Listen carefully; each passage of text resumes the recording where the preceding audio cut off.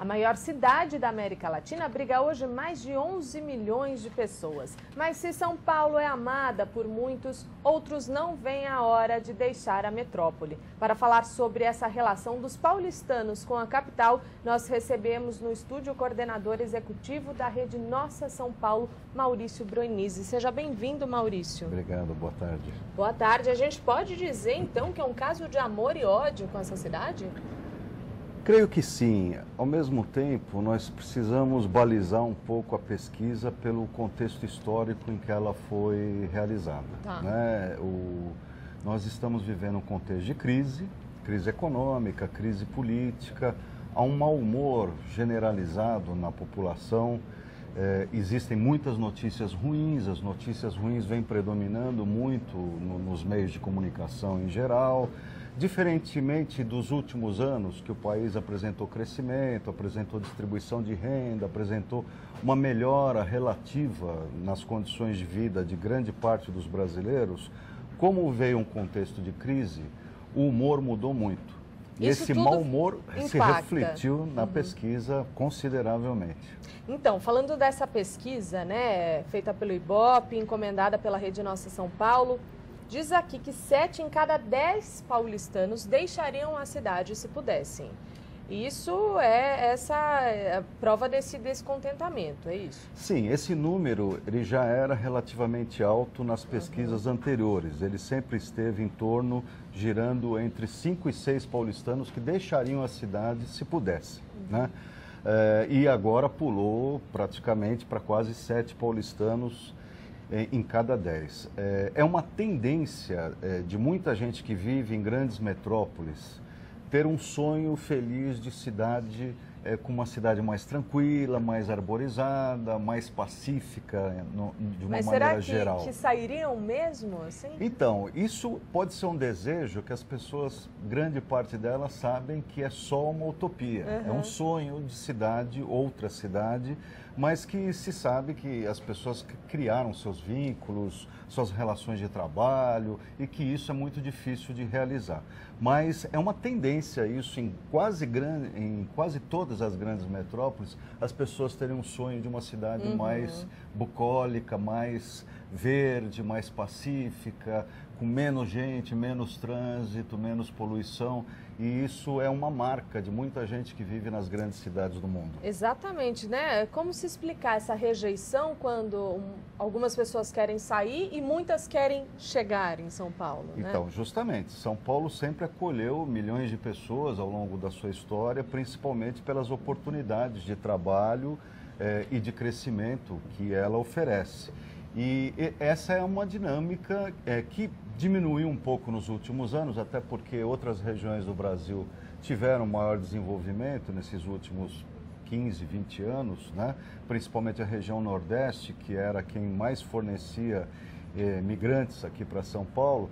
Mas aqueles que querem chegar diminuíram bastante nos últimos anos, porque conseguiram se fixar mais, teve mais oportunidades de emprego nas suas cidades, e aqueles que estão querendo sair se mantêm num patamar elevado, mas é um patamar elevado histórico já em São Paulo. Agora, o que mais te chama a atenção nessa pesquisa, Maurício? Com o que mais o paulistano sofre nessa cidade? Olha, pelos próprios dados da pesquisa, um ponto muito complicado é a sensação de violência que tem na cidade.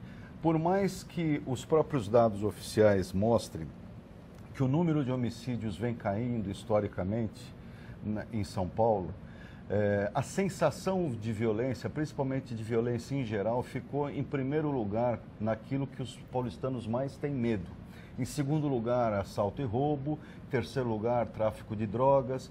Mas essa sensação de violência, que muitas vezes se reproduz nas periferias, na região central de São Paulo, das mais diversas formas, é o que habita o imaginário do paulistano, com o que ele mais se preocupa, com o que mais ele tem medo. Em segundo lugar, um ponto de sofrimento cotidiano é para aquelas pessoas que precisam acessar o sistema público de saúde, seja ele municipal, seja ele estadual. As filas de espera são muito grandes e subiram muito nesse último ano, de acordo com a pesquisa.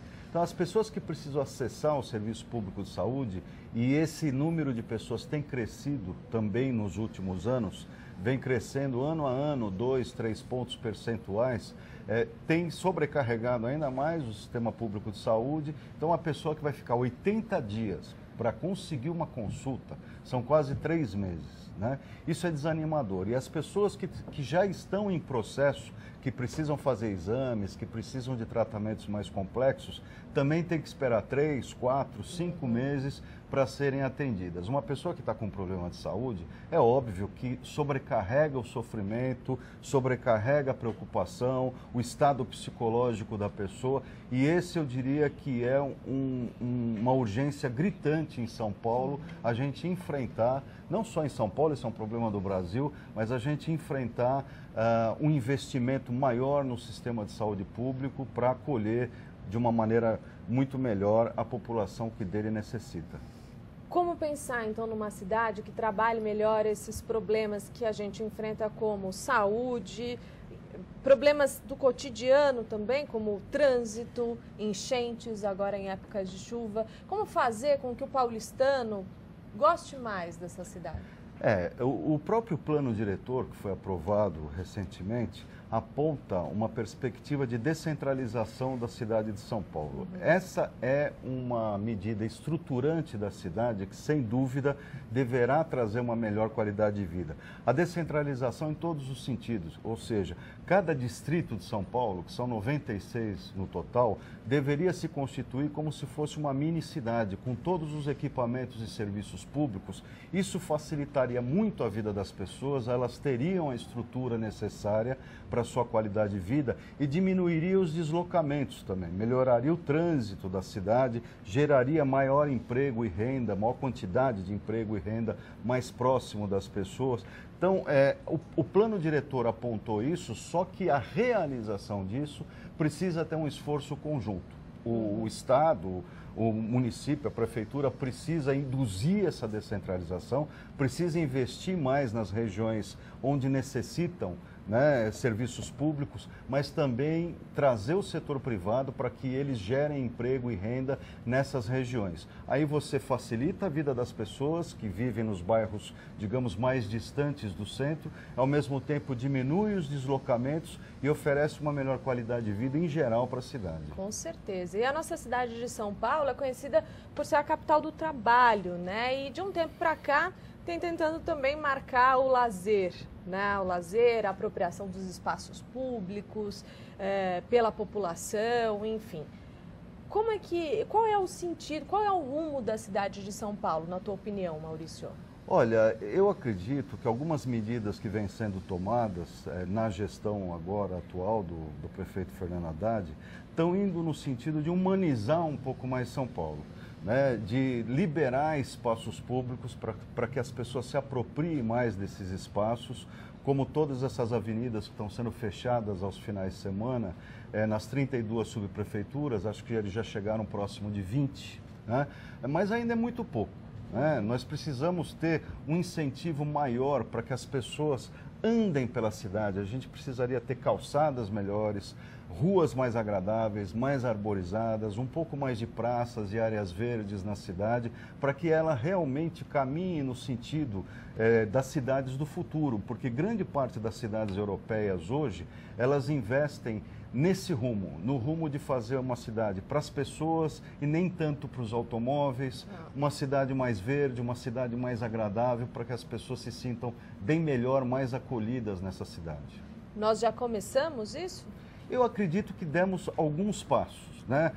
Priorizando o transporte público, diminuindo a velocidade para deixar a cidade mais segura, inclusive para os pedestres, fechando avenidas nos finais de semana, construindo ciclovias para que as pessoas possam circular mais de bicicletas pela cidade, mas tudo em São Paulo é um desafio gigantesco, né? Então precisa ter continuidade, essas medidas precisam continuar para que inclusive a própria população possa entender que esse é o caminho de tornar a cidade uma cidade mais humana, mais voltada para as pessoas, para que elas se sintam mais seguras e mais felizes. É isso mesmo. Um dia a gente chega lá. Espero que sim. Obrigada pela sua entrevista, Maurício. Obrigado.